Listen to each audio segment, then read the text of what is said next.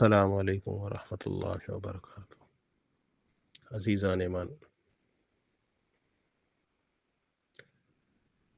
ایک حدیث مبارکہ کا مفہوم ہے، جس نے ملاوٹ کی وہ ہم میں سے نہیں ہے۔ بظاہر ہم سمجھتے ہیں کہ جیسا کہ ہمارے ملک میں بھی عام دستور بنا ہوا ہے کہ یہ ملاوٹ کسی مادی چیز کے بارے میں ہے، جیسے دودھ میں کسی نے ملاوٹ کر دی، کسی کھانے پینے کی اور چیز میں ملاوٹ کر دی۔ بالکل اس کے بارے میں تو یہ بات ہے، لیکن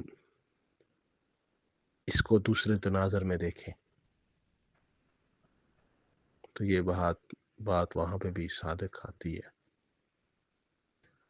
تمام عبادات خالصتاً اللہ جل شانہ کے لیے ہی ہونی چاہیے، اور جب خالص اللہ کے لیے ہوگی تو تب نفع دے گی۔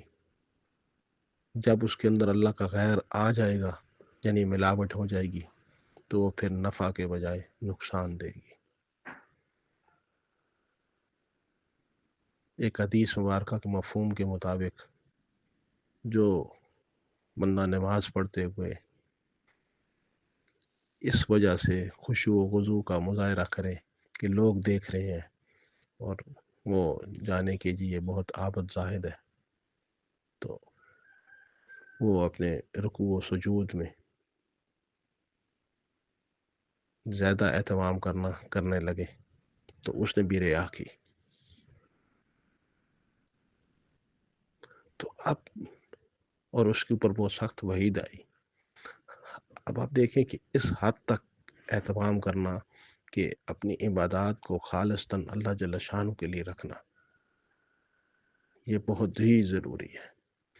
جب بندہ کے اعضاء سے، وجود سے ایسے اعمال ظاہر ہوں گے جو صرف اللہ جل شانہ کے لیے ہوں، تو پھر نفع یقینی ہے۔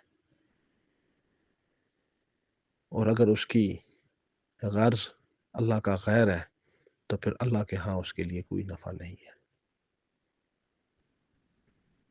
اللہ جل شانہ اسی وجہ سے شرک کو ظلم عظیم قرار دیتے ہیں کہ اس میں سب کچھ ہو تو اللہ کے حکم سے رہا ہے، لیکن اللہ کا غیر آ جاتا ہے۔ تو عزیزوں، اس اپنے حج کو بھی ریا سے پاک کر لو۔ ریا سے، شہرت سے، نمود و نمائش سے پاک حج مبرور ہے، اور جس کا بدلہ صرف جنت ہے۔ اب ریا سے بچنا بہت ہی مشکل معاملہ ہے۔ بندے کا نفس اس چیز پہ خوش ہوتا ہے کہ اس کی تعریف کی جائے، اس کا تذکرہ ہو، اس کی واہ واہ ہو، اس کی بلے بلے ہو۔ تو اس کے لیے بندہ اپنے آپ کو سامنے لانے سے بچے، بار بار اپنی ذات کا تذکرہ نہ کرے، دوسروں کی خوبیاں کمال بیان کرے، اور اپنے جب بھی کوئی اس کی خوبی یا ایسی چیز بیان کرے تو اس کے اوپر اللہ کا شکر ادا کرے کہ اس کی توفیق سے ہوا ہے، ورنہ یہ ممکن نہ تھا۔ جیسا کہ آیت مبارکہ میں ہے کہ الحمدللہ الذی ہدانا لہذا وما كنا لنهتدی لولا ان ہدانا اللہ لقد جاءت رسل ربنا بالحق۔ اس کا فضل اور احسان ہی تو ہوا جس کی وجہ سے یہ سب کچھ مل گیا۔ خود دیکھیے نا کہ اللہ جل شانہ نے کتنا بڑا فضل کیا اور بن مانگے مسلمان پیدا کر دیا، اور اپنے حبیب نبی امام المرسلین سید الاولین سید الآخرین کی امت میں پیدا کر دیا۔ تو اس پہ شکر ادا کیا جائے۔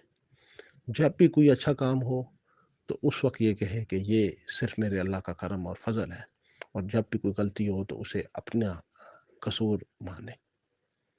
یہی فرق آدم اور شیطان میں ہے۔ آدم علیہ السلام نے، حالانکہ اللہ کی طرف سے ہی وہ معاملہ آیا، لیکن کہا کہ ربنا ظلمنا انفسنا، کہ اللہ یہ غلطی مجھ سے ہوئی ہے، تم معاف فرما دے۔ اور شیطان نے کیا کہا کہ اے اللہ تو نے مجھے یعنی راہ سے ہٹا دیا، تو بس بندہ اس وقت تک ریا اور دکھاوے سے بچتا رہے گا جس وقت تک عاجزی کو، تواضع کو اختیار کرے گا، اپنے آپ کو پیچھے رکھے گا، دوسروں کو آگے کرے گا، نعمت ملنے پہ اللہ کا شکر ادا کرے گا، تو پھر یقینی طور پہ ان چیزوں سے بچے گا، استغفار کی کثرت کرے گا، اور ہر وقت اللہ جل شانہ کی طرف رجوع رکھے گا۔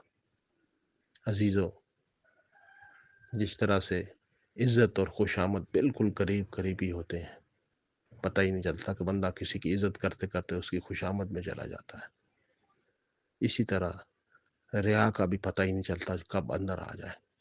تو اس لیے ہر وقت بندہ اپنی نیتوں کی اصلاح کرتا رہے، اپنے اعمال کی فکر کرتا رہے کہ سب کچھ ضائع نہ ہو جائے۔